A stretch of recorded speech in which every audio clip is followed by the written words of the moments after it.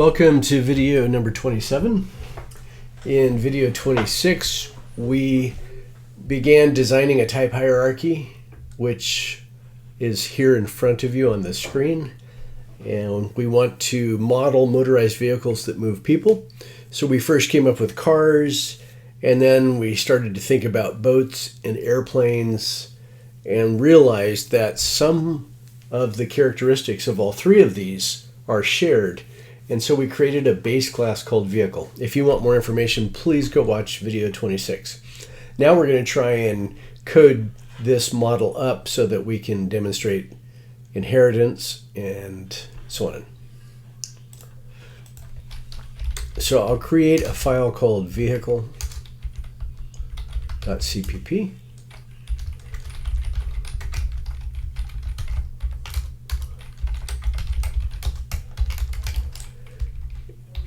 And then we'll define the class in the space between the include and the opening line of the main function. And so just to kind of cover some of the reasons we developed a vehicle base class, I'll first start by creating a car class to kind of track our thinking when we began in video 26 to design this hierarchy. So remember, the class, it defaults to private, and according to our design here, we had a manufacturer, a year, and a model, but that was all underneath car. And so create a string for manufacturer, which means I also have to include. So we create a manufacturer, which is a string. That'll be somebody like Ford or Chevrolet. And then int for the year. And then we would have a string for the model. Because when somebody asks you, what kind of car do you have? You say, I have a 2006 Chevrolet HHR or something like that. So now I will create a car object. Since car is a user-defined type, I can say my car is of type car.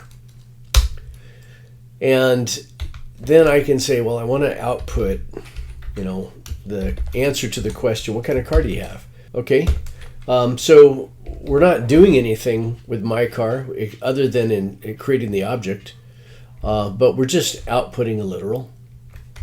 Just to make sure our code syntax is good.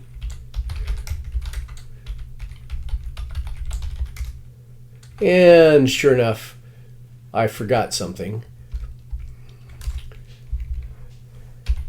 Using namespace standard. There we go. Okay, now we'll check it. We're good.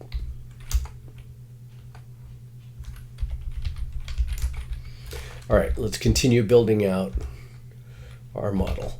So we also have a VIN. We decided that cars, boats, and airplanes have unique identifiers, but we'll just focus on cars for now.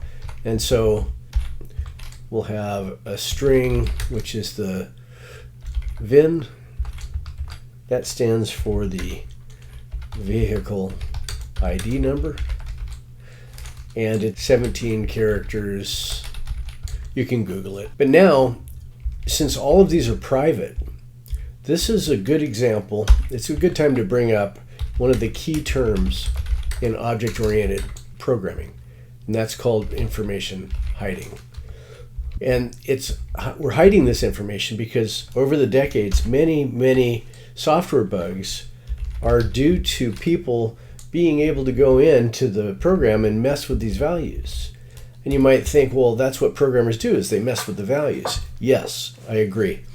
But we want to impose some discipline, and we do that by not letting programmers directly update these, but asking them to go through setter methods in the public interface of a class. And so that's what this public is going to allow us to do. It's going to allow us to create a set manufacturer, which is a string S, and the body of that is simply going to be MFG equals the S that we're going to pass in. And we get a level of discipline by using a setter method to set the internal data, member data MFG, rather than letting the programmers go straight to it. Because, over time you're going to have many different programmers trying to mess with that field, and you don't always get the same level of expertise or the same level of familiarity with the code. And so by creating a public interface, then a new programmer can come in and look at how do you set the manufacturer and use that same method and not even have to worry about what's written in the implementation. Okay, so let's also create a getter. So a setter is on line 12, and a getter would be get MFG, doesn't take any arguments, and essentially all it does at this point is return MFG, and that's going to allow us to get the value that is currently in the private hidden field called year. Not hidden from set MFG, not hidden from get MFG, but hidden from us out here if we were to try and directly set that value. We'd get an error at compile. Okay, so now I need to actually use these. So I've got the mycar object created, and I'll say mycar.set manufacturer. And I'm going to set it to Chevrolet because that's what my HHR is. Okay, and now I'm going to say, well, oh good, I can break this string up here, and I can say get manufacturer. Make sure there's a space there, and get rid of Chevrolet, because this is where we're trying to get to, is we're trying to build the string dynamically for output with information that we store in an object.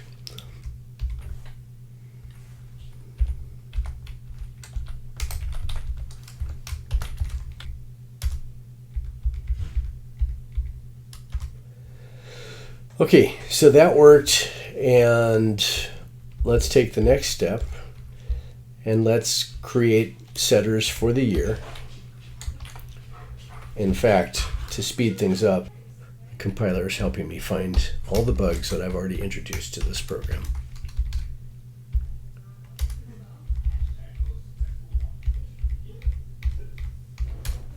Boom. My car is a 0 Chevrolet HHR. So 0, where'd that come from? Well, we did not initialize this appropriately. And so that's on us. And so as we're debugging our program, we're like, okay, we better set the year equal to 2006. Okay, excellent. And now that works. But as you can see, the programmer can still get it wrong. And so that's when we say if year is greater than, I don't know, when was the first car built? Let's find out.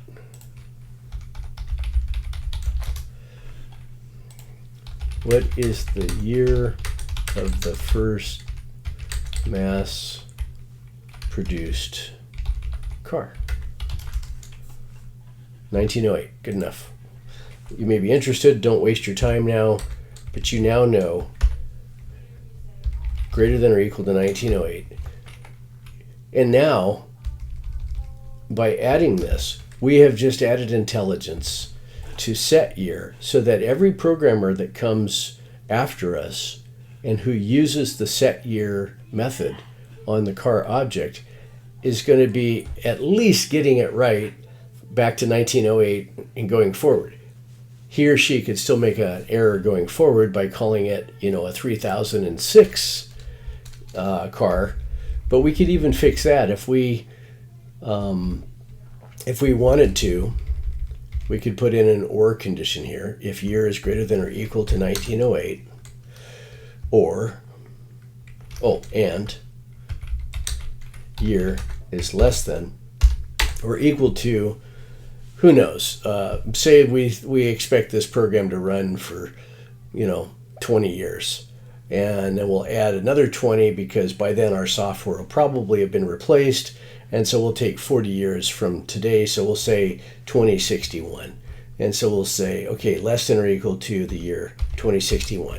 Now we have created a rule that will validate information being passed to set year and keep them in a reasonable space of time. A smarter way to do this would be to get the current year from the system and say year less than or equal to the current year, because we don't want to go back and modify the software, but we also don't want the software to become obsolete. So if we went and got the current year and tested year for less than or equal to the current year, then the software would just adapt. And if it ran for the next 5 years, it would be right. If it ran for the next 100 years, it would be right.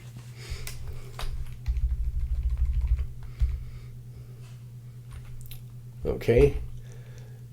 And we're not doing anything if they pass it the wrong year. It just won't set the year, and it will remain at 0. And so we'll have to, in the future, we'll come up with ways to deal with errors. Okay, so now that's how we validate it.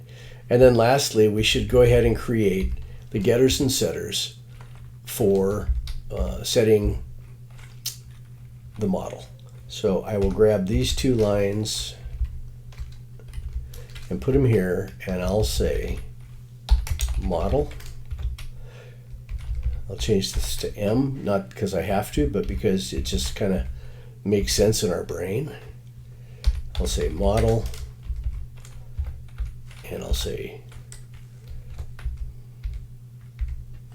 M, and here we're going to return the private internal model, whatever it was set to.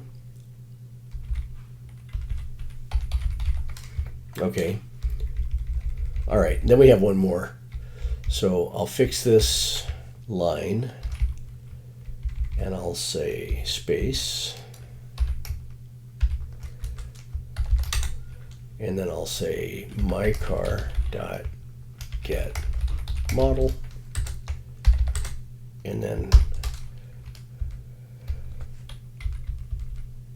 period in the new line. I haven't set the model. Okay. And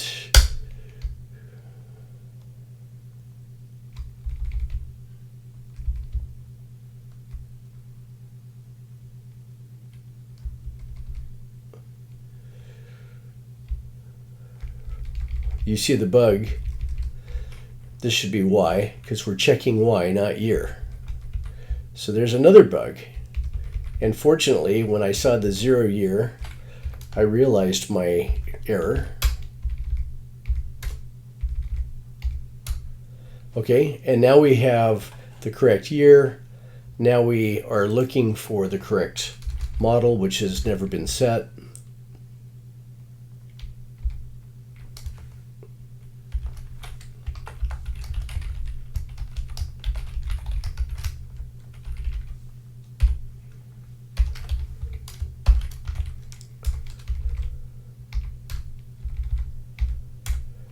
Okay, and now the last one we're going to implement in this video is going to be the VIN. I'll grab these two, set manufacturer because it's a string, and VIN is a string.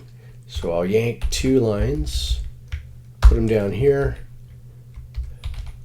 and I'll say VIN, V, VIN equals V. Here I'll return the private internal hidden variable VIN, and I will say get VIN. So we have a set VIN and a get VIN. So I'll set the VIN.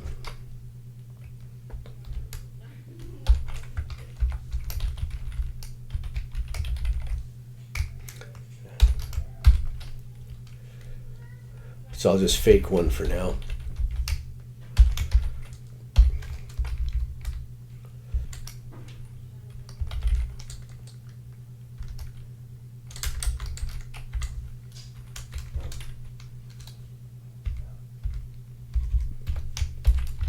All right, let's see how this turns out. Okay, my car is VIN number. It looks like I need a period after the K. We'll fix that in the next video.